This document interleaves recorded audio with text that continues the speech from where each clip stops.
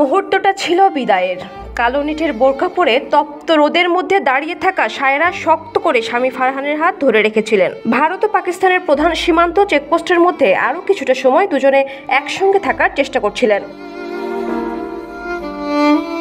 সীমান্ত ক্রসিংটির নাম আত্তারি ওয়াঘা। একদিকে ভারতের আত্তারি গ্রাম, অন্যদিকে পাকিস্তানের ওয়াঘা। ভারত ও পাকিস্তানের চলমান উত্তেজনার মধ্যে দুই দেশ তাদের নাগরিকদের সীমান্তের ওপারের যোগাযোগ থেকে বিচ্ছিন্ন করছে। হাজারো পরিবারের উপর এর প্রভাব পড়ছে, যাদের কিছু সদস্য ভারতের, আবার কিছু সদস্য পাকিস্তানের। ভারত সরকার গত মঙ্গলবারের মধ্যে প্রায় সব পাকিস্তানি নাগরিকদের দেশ ছাড়ার নির্দেশ দেওয়ার পর 9 মাসের ছেলে আজলানকে নিয়ে সায়রা ও ফারহান নয়াদিল্লি থেকে সারা রাত ভ্রমণ করে সীমান্ত ক্রসিংয়ে পৌঁছান।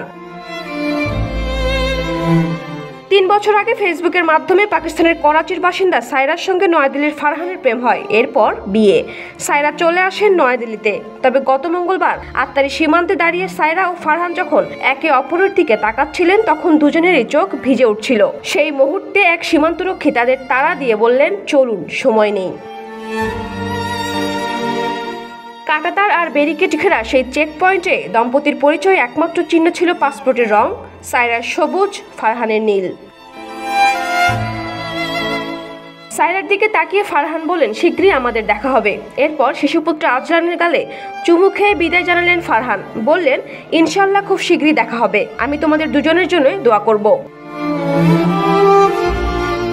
তাদের কথোপকথনের মধ্যে এক নিরাপত্তারক্ষী এগিয়ে এসে আজলানের পাসপোর্টের দিকে ইশারা করলেন। সেটি ছিল নীল রঙের, মানে ভারতীয়। নিরাপত্তারক্ষী সায়রাকে বললেন, বাচ্চাটি যাবে না ম্যাডাম। সায়রা তখন বাঁ হাতে ছেলেকে জড়িয়ে ধরে আছেন। এরপর কিছু বুঝে ওঠার আগেই ওই দম্পতিকে আলাদা করে দেওয়া হয়। এরপর সায়রা চললেন করাচির পথে, আর ফারহান তাদের দুধের সন্তান আজলানকে নিয়ে ফিরে গেলেন নয়াদিল্লিতে। সায়রা ও ফারহানের মতো করে বিগত কয়েক দশকে ভারত পাকিস্তান সম্পর্কের টানাপোড়েনে বিচ্ছিন্ন হয়ে পড়া বহু পরিবার এই আশায় বুক বেঁধে থেকেছে যে অচিরেই তারা আবার মিলিত হবে, কিন্তু অনেক ক্ষেত্রেই বাস্তবে তা ঘটেনি।